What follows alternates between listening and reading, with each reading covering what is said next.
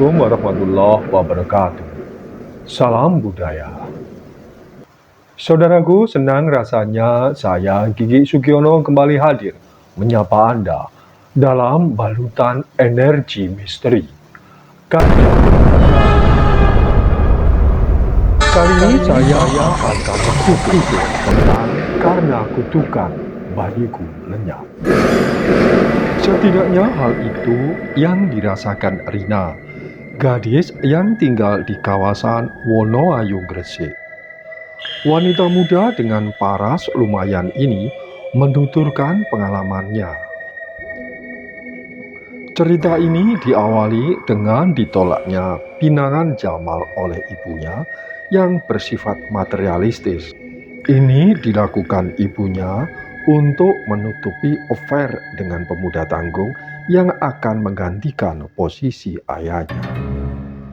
Kebetulan sang ayah dalam kondisi sakit-sakitan dan tidak dapat memberikan nafkah lahir maupun batin sudah sekitar 3 tahun.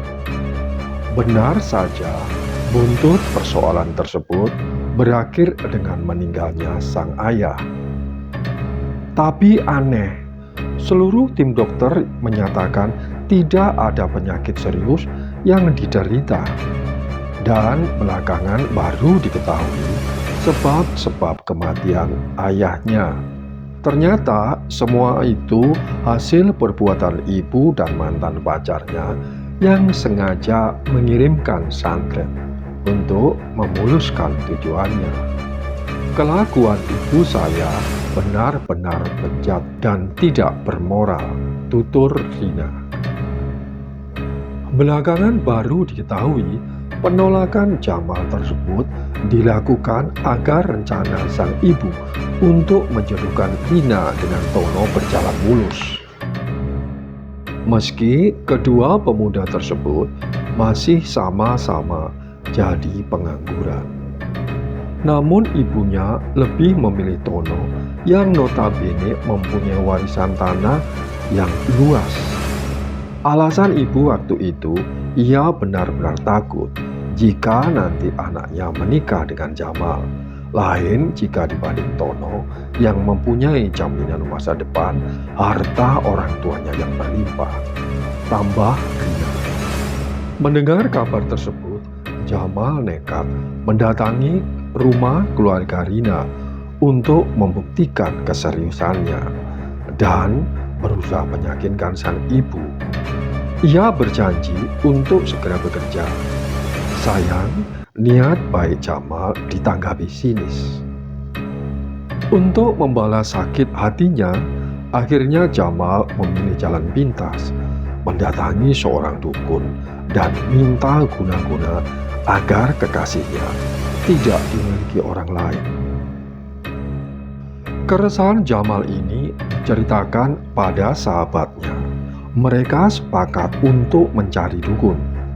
Mereka memperoleh alamat seorang dukun yang tinggal di Bojonegoro. Dari pertemuan itu, sang dukun memberi gula pasir yang sudah diberi mantra.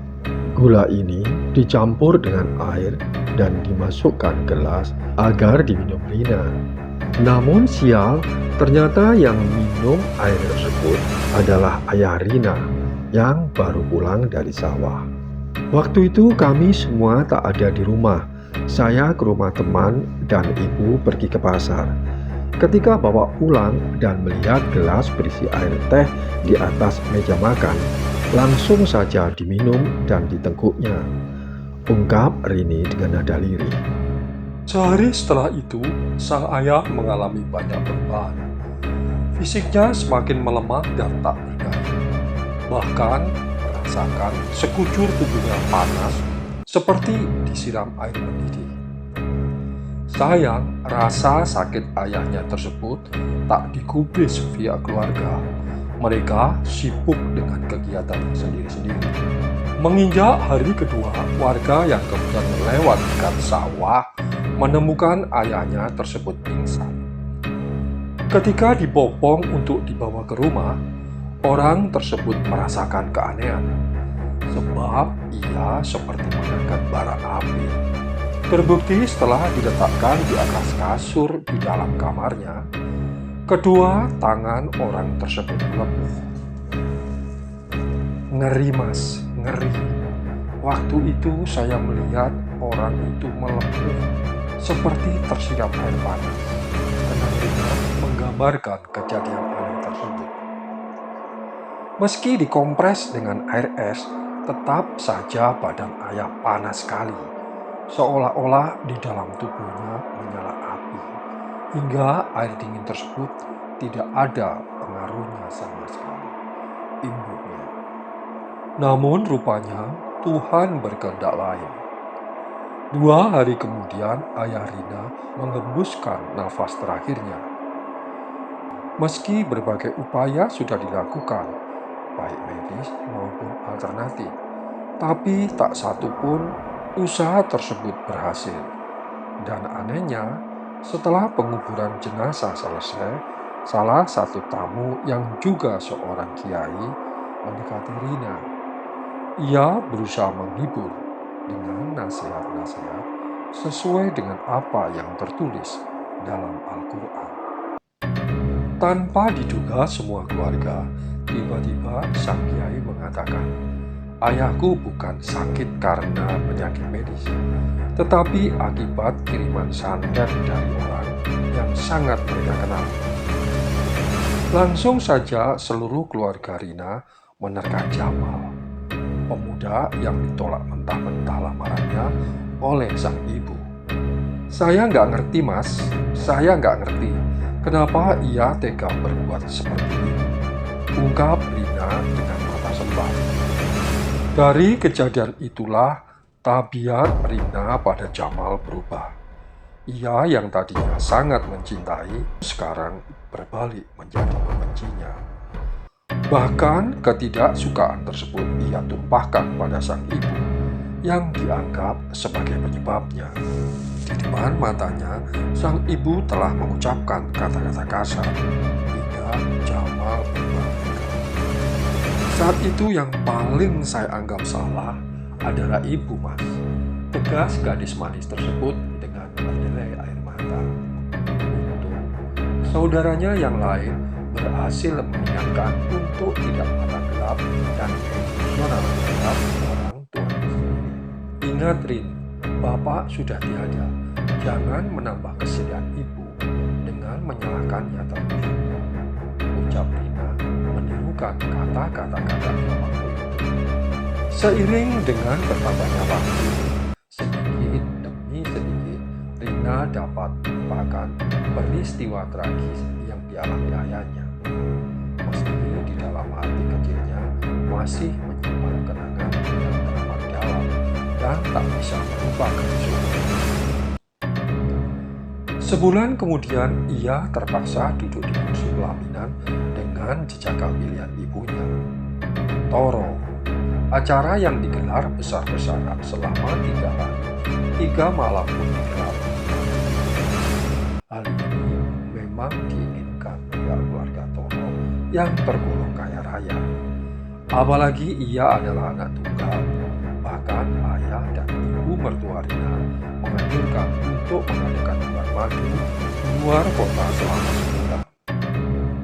Sebulan dari bulan madu, sikap Rina terhadap ibunya sama sekali tak pernah berubah. Ia tetap menganggap kematian ayahnya dulu adalah akibat ulahnya. Gak tahulah mas, sampai saat ini perasaan saya sangat membenci ibu, ujar gadis tamatan SMU ini dengan tatapan mata menerawang.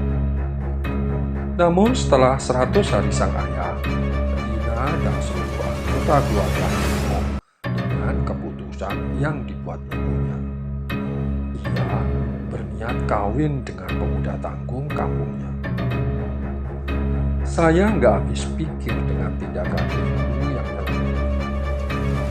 Masa bapak baru 100 hari menikah, ibu pacaran sama anak-anak ingusan lagi. Bikin malu keluarga saja, kenangnya dengan nada kesal. Beberapa kecaman yang dilancarkan anak-anaknya tak membuat hati sang ibu berubah. Ia tetap pada keputusannya menjalin hubungan dengan pemuda itu dan bermaksud segera menikahinya. Pemuda yang bernama Toro tersebut jelas tak menolak dengan rencananya, apalagi calon istrinya adalah orang kaya. Meski tergolong lapuk dimakan usia, ternyata pemuda yang sering terlihat membantu di sawah dan saat ayahnya sakit tersebut mampu membuat ibunya tergoda. Memang secara fisik Toro itu ganteng dan berbadan atletis, cetusnya. Jadi tak heran kalau cinta mereka bertumbuh. Nawong setiap hari ketemu. Padahal kami sudah menganggapnya seperti saudara sendiri, ujar Rina. Meski saudara yang lain dapat menerima tindakan sang ibu, tapi lain dengan Rina. Trauma kematian ayahnya membuat ia semakin melawan kemauan sang ibu yang dianggap tak pantas. Setiap bertemu, ia selalu menyudutkan ibunya. Hal ini ia lakukan untuk membatalkan acara pernikahan tersebut. Ia terus saja menganggap Toro hanya mengincar harta pernikahan ayahnya. Bahkan perkataan yang sama ketika ibunya menolak Jamal terucap dari mulutnya.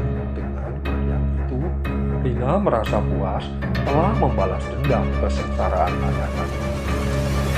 Anehnya lagi, ternyata Toro suaminya justru mendukung kelakuan istrinya yang terang-terangan menghujat ibunya. Ia sebagai menantu bahkan berani berkata, mertuanya sudah tak punya pikiran waras karena menikahi pemuda yang jauh lebih muda dari usianya. Setelah setahun meninggalnya sang ayah, ibunya melangsungkan pernikahan di bawah tangan dengan Toro. Meski sederhana, namun tampaknya pasangan tak seimbang tersebut sangat bahagia. Hari-hari selanjutnya terjadi perubahan total dalam diri sang ibu. Meski tua, ia mulai ganjen dengan pakaian ala ABG. Memang patut diacungi jempol usia ibu Rina yang hampir kepala 5 tersebut terlihat berseri-seri dan tambah segar. Dan itu pun didukung dengan rajinnya ia ke salon, kuda luluran dan menjalani perawatan kulit serta wajah. Saya sampai empet banget waktu itu. Sudah tua, masih saja ganjen, ungkap Rina dengan logat Jawa yang menurun. 3 bulan setelah pernikahan itu, Toro mulai tak tahan dengan teror yang dilakukan anak-anak istrinya. Sebab berbagai sindiran dan omongan miring selalu diterima. Akhirnya ia memilih cerai daripada terus mendapat kecaman dan ancaman Rina dan saudara-saudaranya. Mendengar perkataan itu, sang istri kaget dan berusaha menenangkan suami mudanya tersebut. Beberapa hari kemudian, Toro memutuskan bercerai dan pernikahan seumur jagung itu pun berakhir dengan ketidakbahagiaan sang ibu. Tahu ibunya berpisah, Rina sangat puas. Usaha yang dilakukan bersama suaminya berhasil. Tapi rasa benci ibunya tersebut berbalik pada dirinya. Sekarang ibunya sangat membenci anak wanitanya itu. Bahkan ia sempat melontarkan sumpah serapah. Sayang, Rina dan suaminya tak mengerti sumpah itu. Mereka berdua hanya menganggap sebagai pelampiasan seorang ibu yang tak mendapat kebahagiaan. Waktu terus berjalan dan tak terasa sudah 2 bulan ia terlambat haid. Namun memasuki bulan keempat ia mengalami keguguran yang membuatnya sangat terpukul. Suaminya tetap memberi semangat istrinya yang terlihat shock. Di lain pihak, keluarga suaminya sudah menginginkan cucu darinya. Sontak mereka terkejut mendengar kabar tak terduga itu. Selang 6 bulan setelah keguguran, Rina dinyatakan hamil kembali. Kali ini ia sangat hati-hati dalam menjaga dan merawat kandungannya. Terlebih, suaminya yang dituntut harus siaga penuh dapat menjalankan tugas tersebut dengan baik. Menginjak usia kandungan 7 bulan, keanehan pun kembali terjadi. Malam itu, Rina bermimpi melahirkan bayi tak berwajah. Sayang, firasat lewat mimpi itu hanya dianggap bunga tidur saja oleh suaminya. Siang hari setelah bangun tidur, tiba-tiba ia menjadi histeris saat melihat perutnya kempes. Suaminya yang kebetulan berada di rumah langsung masuk kamar. Aneh, ia masih melihat perut istrinya masih mengandung calon bayinya. Saya sendiri bingung mas waktu itu. Pandangan saya selalu salah. Padahal kandungan itu tetap ada, ujarnya. Seminggu kemudian ganti sang suami yang tak melihat perut buncit istrinya. Kejadian yang terus berulang itu membuat pasangan ini bingung dan tak mengerti. Selain sudah memeriksakan ke dokter, mereka juga sepakat konsultasi pada seorang paranormal. Menurut sang paranormal, hal itu disebabkan oleh segumpal daging di dalam rahimnya, dan yang menyebabkan perutnya buncit bukan janin yang diharapkannya, tapi sebuah daging yang terus berkembang seperti tumor. Akhirnya, gumpalan daging tersebut diangkat dari rahimnya setelah genap berumur 10 bulan. Saya semakin tak mengerti mas. Kalau itu tumor, mestinya saya tetap mendapat haid. Tapi selama itu, saya nggak pernah kedatangan tamu. Padahal waktu itu, saya merasakan hamil. Ungkap si. Kejadian beruntun tersebut membuat pihak keluarga suaminya geram. Mereka menganggap menantu wanitanya itu bukan bibit yang baik bagi anaknya. Sindiran dan cemoohan dari keluarga suaminya membuat rumah tangga pasangan ini goncang. Sebab pasokan dana dari orang tua suaminya dihentikan mendadak. Tidak itu saja, tanpa sepengetahuannya, suaminya mempunyai hutang puluhan juta rupiah kepada rentenir. Tak ayal, harta peninggalan ayahnya menjadi tumpuan untuk menutupi hutang suaminya. Barang-barang berharga berupa perhiasan, kendaraan, sampai sebidang sawah ludes terjual. Tiap hari pasangan ini selalu cekcok, saling menyalahkan. Akhirnya suaminya tak kuat menahan badai kehidupan yang terus mendera. Ia memilih mengakhiri hidupnya dengan gantung diri dalam pohon di belakang rumahnya. Melihat kejadian itu, semakin pilu perasaan Rina menghadapi kenyataan yang ada. Sudah tak ada lagi yang bisa menjadi pegangan baginya. Ingin rasanya kembali pada keluarga, namun ibunya sudah tak menganggapnya sebagai anak lagi. Begitu juga sebaliknya, bergantung pada sang mertua. Percuma saja, sebab Rina tak mampu memenuhi keinginannya memberinya seorang cucu.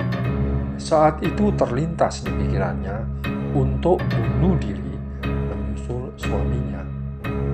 Dalam tekanan berat tersebut, Rina teringat kembali pada kekasih lamanya, Jamal. Ia berusaha mendapatkan kembali cintanya yang kandas terhalang kemauan ibunya. Sayang, Jamal sudah beristri dan mempunyai anak. Dan ketika bertemu, Jamal bahkan tak mau menemui.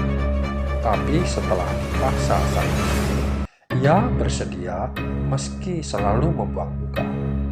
Saya hampir saja diludahi, hina sepuas-puasnya. Akhirnya Rina hanya bisa pasrah atas karma yang diterimanya. Hukuman apapun akan ditanggungnya. Dari peristiwa yang dialami ini, Rina baru mengerti bahwa ucapan ibunya telah menjadi kenyataan. Ia sama sekali tak pernah merasakan bahagia selama berumah tangga. Sekarang ia tak tahu harus bagaimana mengatasinya. Hari-harinya hanya dilalui dengan berjalan tanpa tujuan. Sampai ia bertemu seseorang yang menaruh tiba dan memberinya pekerjaan.